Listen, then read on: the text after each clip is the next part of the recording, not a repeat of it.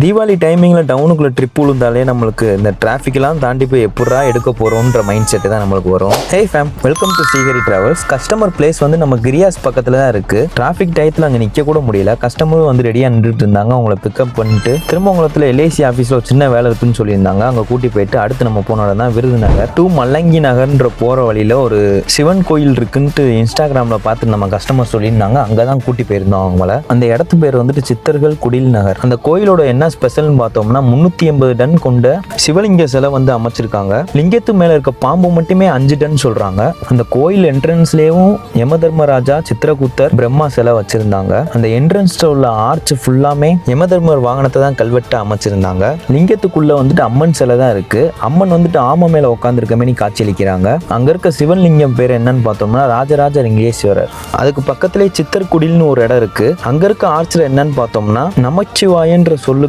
விரிவாக்கம் கொடுத்திருந்தாங்க. அங்க போய் அமைதியா உட்காந்து தியானம் பண்றதுக்கு நல்ல இடமாவும் இருக்கு. மூங்கில் குச்சிகளால செஞ்ச குடில் அங்க ஒண்ணு இருக்கு. அங்க வந்துட்டு சிவலிங்கம் தான் உள்ள வச்சிருக்காங்க. அந்த கோயில் எடுத்துக்கிட்டோம்னா எல்லாமே ஆமையிலையும் தாமரையிலையும் தான் நம்மளுக்கு சிற்பங்கள் செஞ்சு வச்சிருக்காங்க. என்னென்ன ராசிக்கு என்னென்ன உருவங்கள் இருக்குமோ அதெல்லாம் கல்வெட்டா செதுக்கி வச்சிருக்காங்க.